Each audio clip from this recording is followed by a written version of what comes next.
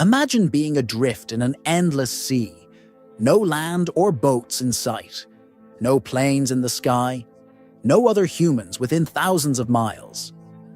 You're as far from civilization as anyone can possibly be while still on Earth. This place has a name: Point Nemo.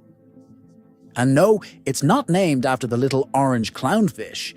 It comes from the Latin word for no one, a fitting name for the most remote place on the planet. Point Nemo isn't an island or a landmass. It's just ocean. A void in the South Pacific, more than 1,450 nautical miles, or over 2,600 kilometers from any piece of land. The closest humans? They might be astronauts orbiting above in the International Space Station, but don't let its emptiness fool you. Point Nemo is a magnet for secrets. Why do space agencies use it as a cosmic graveyard? Why do ships and planes steer clear? And what mysteries lurk beneath its dark, churning waves? Let's dive into the enigma of Point Nemo. So just how remote is Point Nemo? The three closest landmasses are so obscure, they're barely on anyone's radar. There's Ducie Island, a speck in the Pitcairn Islands, Motu Nui, a tiny islet off Easter Island, and Maher Island, a lonely outcrop near Antarctica. Each one is over 1,450 nautical miles away. Imagine the distance from New York to Houston. But instead of highways and cities, it's just an endless sea of waves. Connect these 3 points, and you've got what's called the unreachable triangle, a zone of pure isolation. That kind of seclusion sparks a wild question. Can anyone even get to Point Nemo? The short answer: yes. A handful of adventurers have made the treacherous journey, solo sailors pushing their boats to the absolute limits, expedition teams chasing the ultimate challenge of reaching the most remote spot on Earth.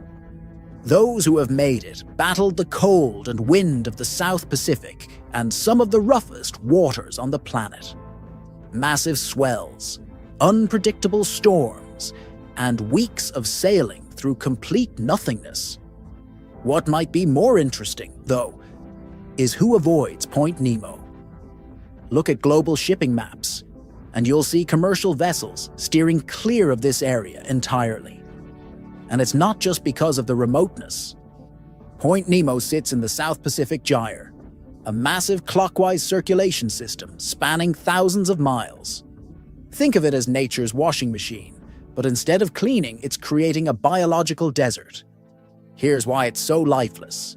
Ocean gyres trap water in the center, cutting it off from the nutrient-rich waters along coastlines.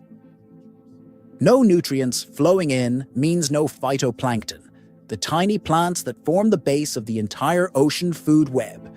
Without them, there's nothing to feed the small fish, which means nothing to feed the bigger fish, and so on up the chain. The water here is crystal clear, almost disturbingly so.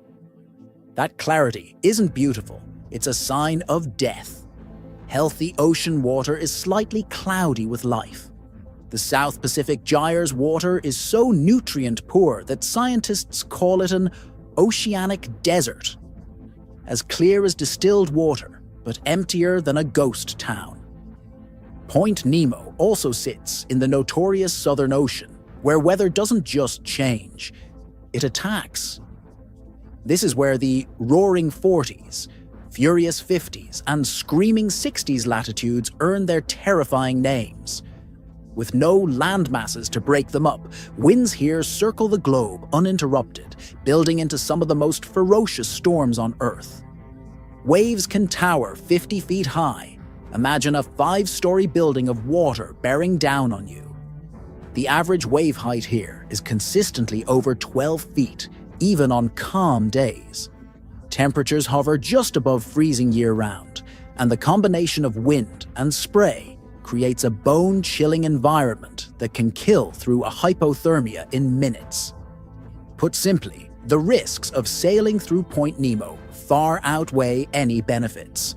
Same with aircraft. Flights from New Zealand to Chile would rather skirt the Antarctic coastline than risk a mid-ocean emergency with no land for thousands of miles. Pilots call areas like Point Nemo coffin corners, places where a mechanical failure or medical emergency becomes a death sentence.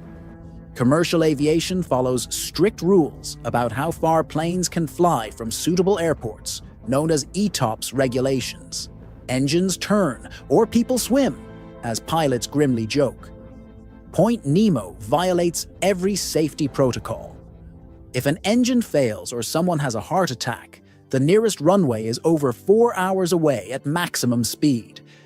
That's assuming perfect conditions and a plane that's still controllable. In reality, emergency landings require immediate options. Airports within 60 to 180 minutes, depending on the aircraft. So flight paths curve around Point Nemo like it's radioactive.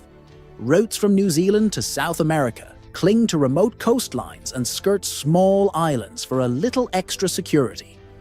Yet there is one group that doesn't avoid Point Nemo. In fact, they target it deliberately. To them, Point Nemo is a giant bullseye and the perfect cosmic dump.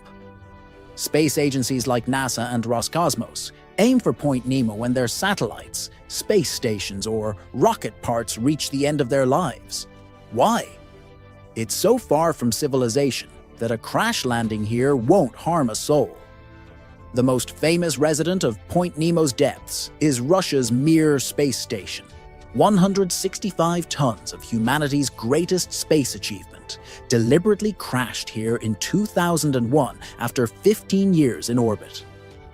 Mir didn't go quietly. As it plunged through the atmosphere, it broke apart in a spectacular fireworks display, scattering debris across hundreds of square miles of ocean floor. But Mir is just the celebrity headliner in a graveyard full of space history. Over 260 spacecraft call these depths home, including chunks of the International Space Station that have been periodically deorbited, cargo vessels like the European Space Agency's automated transfer vehicles, and Russia's Progress supply ships. Japan's HTV cargo craft and SpaceX's Dragon capsules have also made the final plunge here.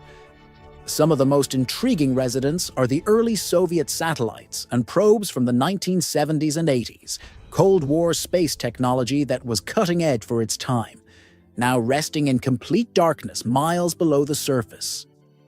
What classified experiments or advanced tech went down with them? We'll never know, because at those crushing depths, over 400 times the atmospheric pressure at sea level, even the most advanced submersibles can't reach them. Each crash adds to Point Nemo's collection, creating what might be the most expensive underwater museum in the world. Except no one will ever visit it. These sunken machines rest in absolute silence, surrounded by the crushing darkness of the deep ocean. But silence, it turns out, might be relative. Because Point Nemo has been anything but quiet. In 1997, underwater microphones positioned thousands of miles apart picked up something extraordinary. A sound so loud it could be heard across the entire Pacific Ocean. Scientists called it the bloop, and it was unlike anything they'd ever recorded. Louder than a blue whale, deeper than any known marine life, and coming from the general direction of Point Nemo. What was it? The boring answer says it's just massive ice shelves off Antarctica cracking and shifting. But some dreamers, yes, even scientists, wonder, could it be something else? A massive creature lurking in the abyss? Or maybe forgotten tech from a sunken spacecraft, humming in the dark? Let's be real, sea monsters are a stretch, but Point Nemo's isolation makes it the perfect place for secrets. Its depths are a black box. No divers, no subs, no cameras have explored the cosmic graveyard down there. Could some of that tech still be active? Leaking signals? Or hiding classified experiments no one was meant to find? In a world where every corner seems mapped and explored, Point Nemo reminds us that mystery still exists. Somewhere beneath those dark waters, billions of dollars in space technology rests alongside unanswered questions.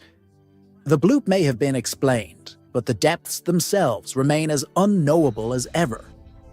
As climate change reshapes ocean currents and space agencies continue their cosmic burials, Point Nemo will keep evolving, a graveyard, a mystery, and a monument to human curiosity all at once.